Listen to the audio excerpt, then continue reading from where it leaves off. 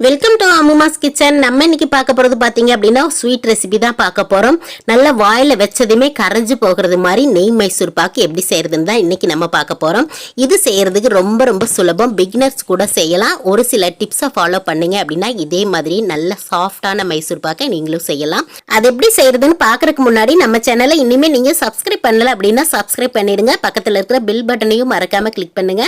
கூடவே ஆளுங்கிற ஆப்ஷனையும் கொடுத்துருங்க. அப்பதான் நம்ம வீடியோஸ் எல்லாமே உங்களுக்கு நோட்டிஃபிகேஷன்ல வந்துகிட்டே இருக்கும். வாங்க வீடியோக்குள்ள போலாம். நம்ம இன்னைக்கு செய்ய போகிற நெய் மைசூர் பாக்காக பொருட்கள் எல்லாமே நான் எடுத்து வச்சாச்சு. இப்போ பார்த்தீங்க அப்படின்னா கப் அளவில் எடுத்துக்கங்க. ஒரே மாதிரி கப்பில் தான் எல்லாத்தையுமே நான் எடுத்திருக்கேன். ஒன்றொன்னா சொல்கிறேன் பாருங்கள். முதல்ல கடலை மாவு எடுத்திருக்கேன். கடலை மாவு நல்ல மாவாக நீங்கள் பார்த்து வாங்கிக்கோங்க. அதில் ஒரு கப் அளவுக்கு நான் எடுத்திருக்கேன். அதே கப்பில் பார்த்தீங்க அப்படின்னா 1.5 கப் அளவுக்கு நெய் தேவைப்படும் நம்மளுக்கு. நான் இன்னைக்கு 1.5 கப்பும் நெய்யாக சேர்த்துருக்கேன். நீங்கள் இவ்வளவு நெய் சேர்க்கலை அப்படின்னா இதில் பாதி அளவுக்கு ஆயில் கூட சேர்த்துக்கலாம். நான் இன்னைக்கு 1.5 கப் அளவுக்கு நெய் சேர்த்திருக்கேன். நல்லா வாசனையாகவும் டேஸ்ட்டாகவும் இருக்கணுங்கிறதுக்காக.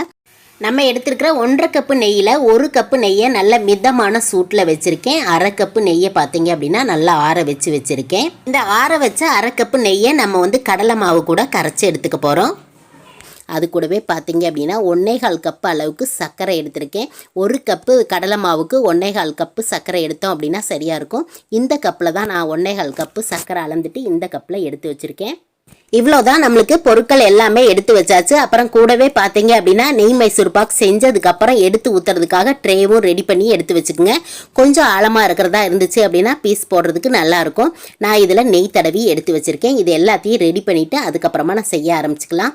இப்போ பார்த்தீங்க அப்படின்னா நான் இன்றைக்கி நான்ஸ்டிக் கடாய் தான் ஒன்று வச்சுருக்கேன். இதுக்கு பதிலாக அடிக்கனமான கடாய் எது வேணாலும் நீங்கள் வச்சுக்கலாம்.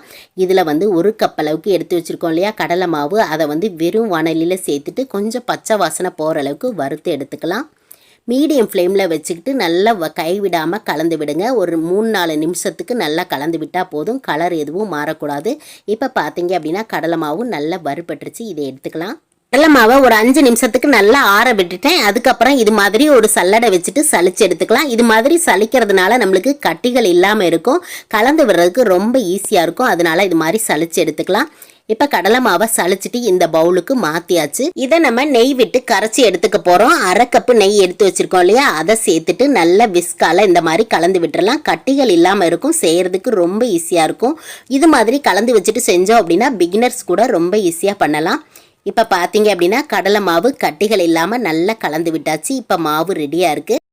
அடுத்ததாக நம்ம சர்க்கரையை ஒரு கம்பி பதத்துக்கு பாகு செய்யணும். அதுக்காக கடாய் வச்சுருக்கேன். கடாயில் நம்ம எடுத்து வச்சுருக்கிற 1.25 கப்பு சர்க்கரையை இதில் சேர்த்துக்கலாம். சேர்த்ததுக்கப்புறம் பார்த்தீங்க அப்படின்னா 1/2 கப்பு தண்ணி விட்டுக்குங்க, சரியாக இருக்கும். இல்லை அப்படின்னா சர்க்கரை மூழ்கிற அளவுக்கு தண்ணி விடுங்க, சரியாக இருக்கும். இப்போ தண்ணியை சேர்த்துட்டு நல்லா சர்க்கரை கரைஞ்சி வர்ற அளவுக்கு கலந்து விட்டுறலாம். சர்க்கரை பார்த்தீங்க அப்படின்னா ஒரு 2-3 நிமிஷத்தில் நல்லா கரைஞ்சி வந்துடும். அதுக்கப்புறம் ஒரு 3-4 நிமிஷம் கொதிச்சிச்சு அப்படின்னா நம்மளுக்கு இந்த மாதிரி பபிள்ஸாக வரும்.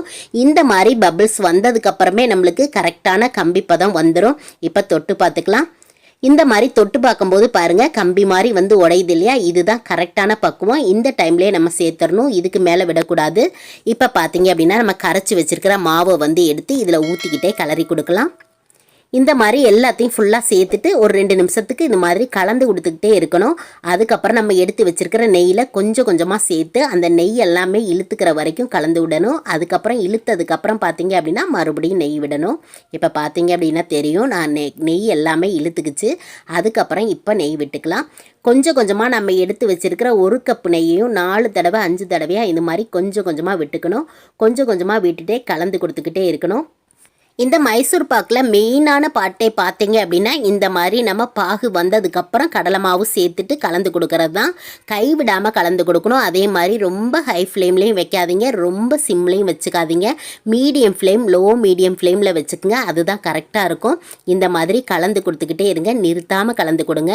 அதே மாதிரி கொஞ்சம் கொஞ்சமாக நெய் விடுங்க. நெய் இந்த மாதிரி சுத்தமாக இழுத்ததுக்கப்புறம் கொஞ்சம் கொஞ்சமாக விட்டு விட்டு கலந்து கொடுங்க.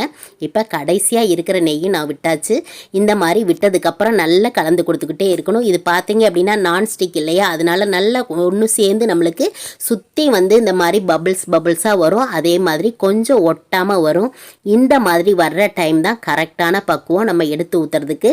இந்த மாதிரி வந்ததுக்கப்புறம் நம்ம ரொம்ப நேரம் வெயிட் பண்ணக்கூடாது. ஒரு 2-3 செகண்டுக்கு இந்த மாதிரி நல்லா கலந்து கொடுத்துட்டு இப்போ எடுத்து ஊற்றிக்கலாம்.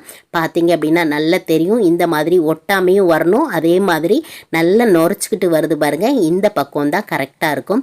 இப்போ இந்த பக்குவத்தில் உடனேவே நம்ம எடுத்துடலாம். இதுக்கப்புறம் நம்ம வெயிட் பண்ணக்கூடாது. அடுத்த ஸ்டேஜ் போயிடும். அப்புறம் கொஞ்சம் ஹார்டாயிரும். இந்த மாதிரி விட்டுட்டு அடுத்த ஸ்டேஜ் போயிடுச்சு அப்படின்னா மைசூர்பா ரொம்ப ஹார்டாயிரும். நல்லா சாஃப்டாக நமக்கு கிடைக்காது. இப்போ எடுத்துக்கலாம். எடுத்ததையுமே நம்ம கரெக்டாக எடுத்து வச்சிருக்கிற ட்ரேயில் உடனேவே ஊற்றிடணும். நம்ம கொஞ்சம் லேட் பண்ணோம் அப்படின்னாலே கடாயிலேயே செட் ஆயிரும். அதனால நம்ம உடனேவே எடுத்து ஊற்றிடணும். இந்த மாதிரி எல்லாத்தையுமே ஃபுல்லாக எடுத்து ஊற்றிடலாம். இன்றைக்கி நான் பார்த்தீங்க அப்படின்னா ட்ரே வந்து கொஞ்சம் நீளமாக இருந்துச்சு. அதனால் நான் ஊற்றுனதுமே அந்த கடைசி வரைக்கும் போயிடுச்சு. அதை வந்து நல்லா நான் இந்த மாதிரி கொஞ்சம் தள்ளி கொடுத்து நல்லா இந்த மாதிரி ஃப்ளாட்டான ஒரு கிண்ணி வச்சுட்டு அதை வந்து நெய் தடவிட்டேன். கீழ்ப்பாகமாக நெய் தடவிட்டு நல்லா இந்த மாதிரி செட் பண்ணி விட்டாச்சு. இது மாதிரி எனக்கு செட் பண்ணி வர்றதுக்கு இந்த மாதிரி கொஞ்சம் ஆறி வர்றதுக்கு எனக்கு 20 நிமிஷம் ஆயிடுச்சு. நீங்கள் எந்த அளவுக்கு செய்கிறீங்களோ அதை பொறுத்து உங்களுக்கு டைம் வந்து முன்னையோ பின்னையோ ஆகும்.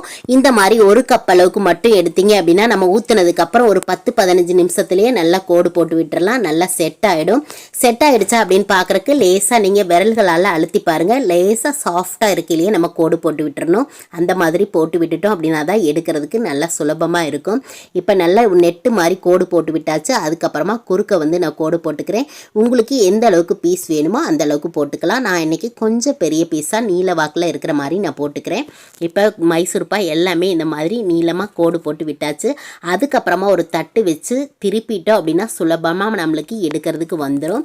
இப்போ வந்து திருப்பியும் விட்டாச்சு பாருங்கள். இந்த மாதிரி திருப்பி போட்டதுக்கப்புறம் நம்ம கட் பண்ணதுலேயே கத்தியை வச்சு லேசாக அழுத்தினா போதும். ரொம்ப தனித்தனியாக ரொம்ப அழகாக வந்துடும். இது மாதிரி எடுத்து விட்டோம் அப்படின்னா மைசூர்பா எடுக்கிறதுக்கு ரொம்ப சுலபமாக வந்துடும். பாருங்கள் நல்லா சூப்பராக வந்திருக்கு. ரொம்ப சாஃப்டாக இருக்குது. ரொம்ப வாசனையாகவும் இருக்குது. நெய் வாசம் நம்ம செய்யும் போதே செம்மையாக இருந்துச்சுங்க. அவ்வளோ டேஸ்ட்டாகவும் இருக்குது இந்த நெய் மைசூர்பாக்கு. உங்களுக்கு பிடிக்கும் அப்படின்னா ஃபுல்லாகவே நெய் சேர்த்து செய்யுங்க. ரொம்ப அருமையாக இருக்கும். அவ்வளோதான், நம்மளோட நெய் மைசூர்பாக் ரொம்ப அருமையாக ரெடி ஆயிடுச்சு. இன்றைக்கி நான் கடலை மாவு பார்த்தீங்க அப்படின்னா 75 கிராம் தான் எடுத்திருப்பேன். அதே மாதிரி சர்க்கரை பார்த்தீங்க அப்படின்னா அதில் 1.25 கப்பு எடுத்திருக்கேன். சர்க்கரை ஒரு 150 கிராம் எடுத்திருப்பேன். இவ்வளவுக்கு நமக்கு வந்து கிடச்சிருக்கிறது பார்த்தீங்க அப்படின்னா ஒரு 1/2 கிலோ அளவுக்கு நெய் மைசூர்பாக் கிடச்சிருக்கு. ரொம்ப அருமையாக நம்ம வீட்டிலேயே ஒரு 10 நிமிஷத்தில் செஞ்சிடலாம். இதை கடைகளில் வாங்கணுங்கிற அவசியமும் கிடையாது. இந்த டிப்ஸ் எல்லாம் ஃபாலோ பண்ணீங்க அப்படின்னா ரொம்ப அருமையாக பண்ணிடலாம். இதே மாதிரி எல்லா டிப்ஸையும் ஃபாலோ பண்ணி நீங்களும் நெய் மைசூர்பாக் ரொம்ப அருமையாக செய்யலாம். இதே மாதிரி செஞ்சு பார்த்துட்டு எப்படி வந்துச்சு அப்படிங்கிறத கண்டிப்பாக கமெண்டில் சொல்லுங்கள். பிடிச்சிருக்கு அப்படின்னா லைக் பண்ணுங்கள். நம்ம சேனலில் பார்த்தீங்க அப்படின்னா நிறைய ஸ்வீட் ரெசிபிஸ் கார வகைகள் அப்லோடு பண்ணியிருக்கேன். அடுத்தடுத்து வந்துக்கிட்டும் இருக்க போகுது. அதுக்காக நீங்கள் சப்ஸ்கிரைப் பண்ணி வச்சுக்கோங்க. தொடர்ந்து அம்முமாஸ் கிச்சனை பார்த்துக்கிட்டே இருங்க. ஆரோக்கியமான சமையலை செஞ்சுக்கிட்டே இருங்க.